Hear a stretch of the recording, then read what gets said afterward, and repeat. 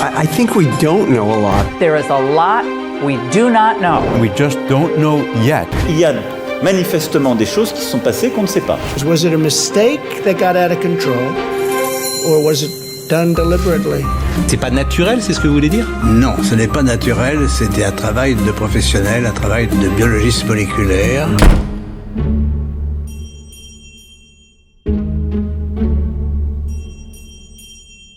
Comment conserver un esprit apaisé, une joie de vivre avec toute cette manipulation autour de nous?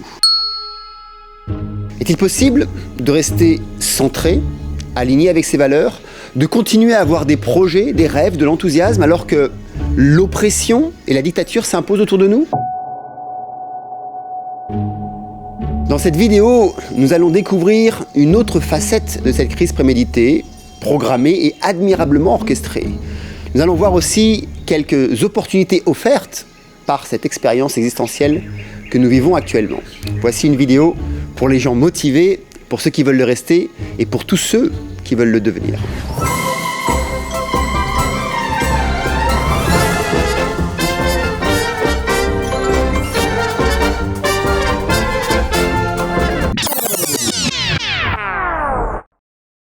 Cette vidéo permettra, je l'espère, à un grand nombre d'entre vous de regarder la situation actuelle sous un autre angle. Avant toute chose, il faut comprendre comment fonctionnent nos états de joie ou nos humeurs. Ils n'arrivent pas par hasard.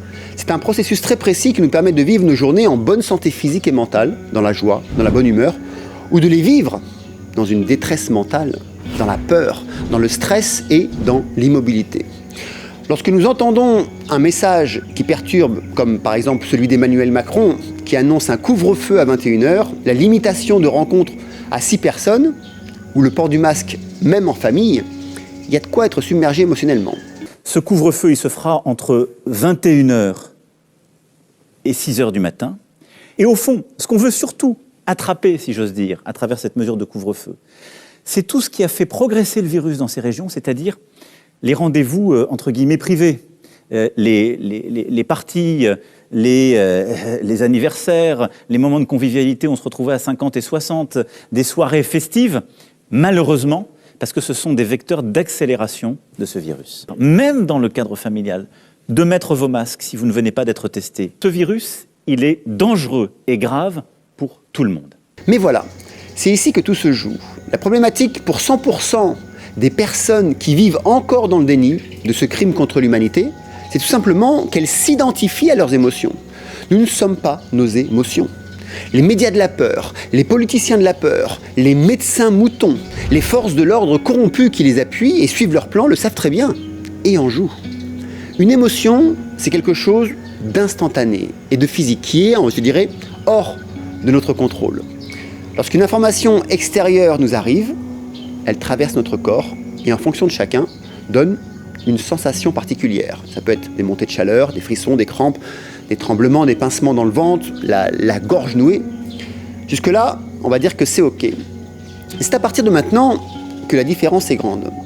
La compréhension du processus va nous permettre de ne plus vous identifier à vos émotions provoquées par les décisions qui ne viennent pas de vous. Une fois que l'émotion a traversé votre corps, il y a un processus très rapide qui s'appelle l'interprétation. Cette interprétation est une façon pour notre mental d'aller étiqueter ce qu'il ne comprend pas. Lorsque l'on interprète en disant des phrases du genre « Mais c'est pas possible, je suis en train de me faire avoir, je suis con, je suis nul, je vais mourir, que va-t-il m'arriver, je vais tout perdre, on m'a enlevé ma liberté », on s'identifie à cette émotion. C'est comme si cette émotion était vous, la totalité de votre être. Ensuite, une fois cette interprétation faite, il se passe un autre processus, celui de la création mentale. Et là, tout un tas d'histoires nous passent par la tête. Et comme elles sont liées à notre interprétation de l'émotion qui nous a traversée, elles s'intègrent à notre pseudo-identité. Nous appelons ça des sentiments. À ce niveau, ce n'est plus du tout physique, mais 100% psychologique. Ensuite, si nous amenons ce sentiment dans notre journée par de la détresse, de la déprime, de la colère, ce que l'on voit de plus en plus d'ailleurs avec ceux qui ont peur, alors notre journée prend une teinte toute différente. Cette teinte n'est que la mise en œuvre des sentiments que nous venons d'avoir. On appelle ça, de manière habituelle, l'humeur. Donc, nos humeurs reflètent la manière dont nous allons vivre notre vie chaque jour, qui sont subordonnées à des créations mentales, des sentiments, qui prennent leur source dans les émotions, qui elles-mêmes sont provoquées par des gens ou des événements extérieurs. En d'autres termes, une personne qui s'identifie à ses émotions ne vit pas sa vie, mais la vie d'un autre. Donc si vous avez peur, si vous êtes en colère, c'est ok. Je dirais même, il est essentiel d'accueillir cette peur et cette colère. Il est essentiel de l'observer, de l'écouter et de comprendre son message, car ces émotions ne sont que des messages. Elles nous permettent d'avancer et de nous mettre dans l'action. Elles nous indiquent qu'il y a quelque chose qui ne va pas. Et c'est ok. Là où ce n'est pas ok, c'est si vous vous identifiez à ces émotions. Là, vous rentrez dans le calendrier de l'autre et vous obéissez à ces autorités supérieures qui, d'un point de vue spirituel, ne le sont pas. Car personne, absolument personne, ne peut être supérieur à vous. La seule personne qui peut être supérieure à vous, c'est vous et personne d'autre. Et c'est pour ça que les titres, les normes, ont été inventés pour ancrer dans nos esprits une supériorité qui n'existe pas. À titre d'exemple, on vous présente une personne lambda et on vous dit qu'elle s'appelle Eric, sans aucun titre derrière, ni aucune indication. Les réactions que vous allez avoir devant cette personne dépendront juste de l'affinité énergétique que vous avez avec elle à ce moment précis et de vos interprétations du moment. Mais si avant de vous présenter cette personne, on vous dit que c'est le père de la famille Rothschild, le président Macron, le général des armées de France, le Dalai Lama, le grand patron de la CIA ou un de vos artistes préférés, alors les réactions que vous allez avoir avec cette personne dépendront de ce que représente cette personne pour vous avant même de la rencontrer. Vous êtes là encore écarté de vous-même. Alors, dans ce moment charnière de l'histoire de l'humanité, il est plus qu'important de reprendre le contrôle de son état d'être, de ne pas s'identifier à ses émotions, de reprendre le contrôle de ses pensées, de ses croyances, afin de générer des états de joie, de volonté, d'enthousiasme, de positivisme, de force mentale aussi, de discipline intérieure, de bien-être en général. Si nos croyances peuvent impacter notre vie de manière négative, ces mêmes croyances dirigées différemment peuvent avoir un impact positif sur notre existence. Rappelez-vous, je répète encore, nous sommes dans une guerre psychologique et énergétique. Le plus grand danger n'est absolument pas ce virus parmi des milliers d'autres et une pandémie qui n'existe pas, mais les croyances qui nous sont infusées à grande dose pour affaiblir l'état mental des plus faibles et provoquer un impact direct sur le corps. Alors maintenant que tout est posé, regardons les opportunités que nous pouvons tirer de cette crise du Covid.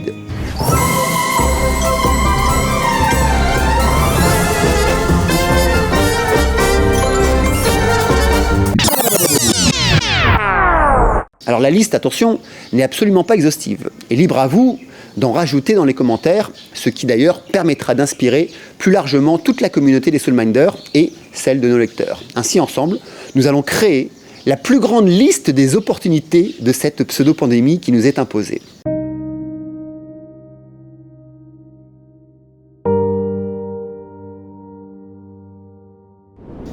Tout d'abord, cette crise créée de toutes pièces nous permet de faire des nouvelles rencontres. Depuis 30 ans que j'habite ici, je n'ai jamais autant rencontré de monde sur Bali que ces 8 derniers mois. Regardez le nombre de personnes avec lesquelles vous avez échangé, grâce à cette situation qui nous bouscule. De ce fait, par la rencontre de nouvelles personnes, il est possible, du coup, de créer des nouvelles opportunités. Quel que soit votre métier, il est toujours possible de co-créer, de trouver des idées et des idées nouvelles. Sachez que pendant que je vous parle, certains sont effondrés d'avoir perdu leur travail, sont effondrés aussi d'avoir perdu leurs ressources, alors que d'autres ne sont pas rentrés dans la peur et ont choisi de trouver des opportunités qu'offrait cette nouvelle situation. J'avais dit dans un de mes webinaires, comment se réinventer professionnellement en 2020, que penser perdre son argent, c'était rentrer dans une croyance négative et fausse. L'argent ne se perd pas. Il change juste de main. L'argent est toujours en circulation. Et pendant que certains s'appauvrissent, d'autres s'enrichissent. La question à laquelle vous devez répondre maintenant, c'est « mais où va l'argent ? De quoi les gens ont et de quoi les gens auront besoin ?» Et ceux qui me suivent depuis longtemps savent que je faisais beaucoup de formations et de séminaires et de retraites méditatives, de voyage-stage sur Bali et en France. Et comme tout le monde, j'ai dû arrêter et annuler. Seulement, dès le premier mois, en mars 2020, je me suis posé cette question et j'ai changé la totalité de mon activité, ce qui m'a permis à mon entreprise de ne pas subir d'impact économique violent. À un moment exceptionnel, il faut savoir prendre des décisions exceptionnelles. Ici à Bali, des restaurants de haute gastronomie se sont mis à faire des repas à moins de 5 € et d'autres à proposer des repas avec une livraison à domicile. Il y a même des agences de voyage qui ont commencé à proposer des tours sur l'île en virtuel. C'est ça, prendre des opportunités qui se présentent à vous. Si vous ne le faites pas, d'autres le feront à votre place. Donc, à vous de choisir. C'est donc une opportunité peut-être de changer de travail si celui que vous faites actuellement ne correspond pas à vos valeurs ni à votre nature. Des milliers de nouveaux emplois ont déjà vu le jour et d'autres naîtront bientôt. Alors, n'ayez pas peur de vous recycler. La vie est un voyage et non un box bien carré. Et c'est pas une ligne bien droite, c'est pas une ligne bien tracée, comme on veut nous l'apprendre dans nos écoles. Ensuite, une autre opportunité que nous apporte cette pseudo-pandémie, c'est la chance de pouvoir se reconnecter avec ses valeurs, à ce qui est vraiment important pour soi. Honnêtement, combien de temps par jour passiez-vous avant le Covid à penser à vous, au sens de votre vie, à la valeur que vous donniez à votre couple, au sens de votre travail, de votre contribution au monde? C'est une opportunité énorme de faire un pas vers ce que j'appelle l'émergence spirituelle. Posez-vous vraiment cette question. Qu'est-ce qui est vraiment important dans ma vie? Ne regardez pas ce que font les autres et restez connectés à cette intention. C'est aussi un temps qui nous est donné pour, je dirais, nous poser à nouveau ces grandes questions existentielles fondamentales. Qu'est-ce que la vie? Pourquoi suis-je ici? Pourquoi me lever chaque matin? Ensuite, je vois une opportunité pour toutes les âmes prêtes à grandir et à évoluer en puissance, parce que cette expérience nous fait face à l'impermanence. Oui, tout a un début, un milieu et une fin. Alors même s'il y a des morts avec le Covid, c'est ok. Simplement parce que ça fait partie du cycle de la vie. Aucun d'entre nous, absolument aucun, n'y échappera. Dans 100 ans, tout au plus, toute personne vivant actuellement sur cette terre n'existera plus, hormis dans les mémoires. C'est d'ailleurs une absurdité de la part de ces dirigeants malhonnêtes de vouloir créer la peur sur une fin de vie, sur les morts alors qu'elle est inévitable pour tout un chacun. Et c'est une autre absurdité d'avoir peur soi-même de cette fin de vie qui de toute manière arrivera, quoi qu'il arrive et quoi que l'on fasse. C'est juste une question de temps. La grande question qui bouscule, c'est qu'aucun d'entre nous ne sait ni quand, ni comment.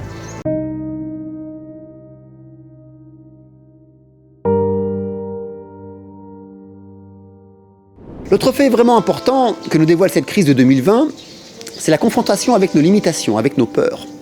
Plus on est confronté avec ce qui nous limite, plus on se découvre et moins les choses, moins les gens extérieurs ont un impact sur nous. Je dirais que c'est un des points les plus importants, car en silence, il permet en fait de contre-attaquer tous ces criminels qui veulent diriger le monde. Plus les gens savent qui ils sont, plus les gens connaissent leurs limites, maîtrisent leurs peurs, moins ils sont influençables et manipulables ou vulnérables, et plus ils peuvent prendre le contrôle sur leur vie. Ensuite, pour les personnes qui vivaient, je dirais, un petit peu trop perchées et pensaient que nous n'étions que des êtres faits d'esprit, c'est une bonne manière de leur rappeler de se réincarner et que tant que nous sommes vivants sur cette terre, nous sommes des êtres de chair, mais aussi d'esprit. En quelque sorte, une manière de reprendre notre pouvoir en utilisant ce véhicule qui est le nôtre, en aimant notre corps, en prenant soin de lui, en restant à son écoute.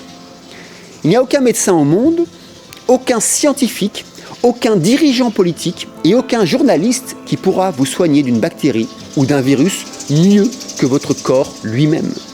Je vous rappelle tout de même que tous les scientifiques qui nous expliquent le fonctionnement de notre corps ont étudié le corps. Le corps est donc l'enseignant, et non l'inverse. Il n'y a pas besoin d'avoir fait Bac+5 pour savoir que nous n'en connaissons qu'une infime partie. Ensuite, ce scénario machiavélique nous a permis de voir apparaître des élans de solidarité. Ces élans de solidarité sont essentiels dans nos relations humaines et ont depuis bien longtemps été mis de côté. Nous avons pu observer, et nous observons encore, à quel point nous avons besoin de nous regrouper, de nous aider, de partager. Cette solidarité est aussi une arme puissante face à l'oppression. Ensuite, je dirais que pour ceux qui ne le savaient pas, ou ne le savaient pas déjà, cette situation a permis des prises de conscience accrues, dont celle de la corruption de notre système à tous les étages. Certains ont découvert que la plupart des médias étaient achetés et que beaucoup de scientifiques ne cherchaient pas le bien-être de votre santé, ni l'amélioration des conditions de vie, mais le bien-être de leur compte en banque et de leur retraite dorée. Que les politiciens de nos pays n'étaient absolument pas à leur place. J'espère que cela permettra à ce qu'il n'y ait plus personne qui aille voter, du moins dans ce système-là. L'intelligence collective et la sociocratie prônent l'élection sans candidat. C'est d'après moi une belle bataille qui sert le collectif plutôt que l'ego des individus. Je vous mets le lien d'ailleurs dans la description. Et puis pour l'environnement, on peut dire qu'il y a moins de pollution, puisqu'il y a moins d'avions qui voyagent autour de la planète. Les bateaux de croisière ne naviguent plus. Les forêts sont moins exploitées puisqu'il y a moins de production.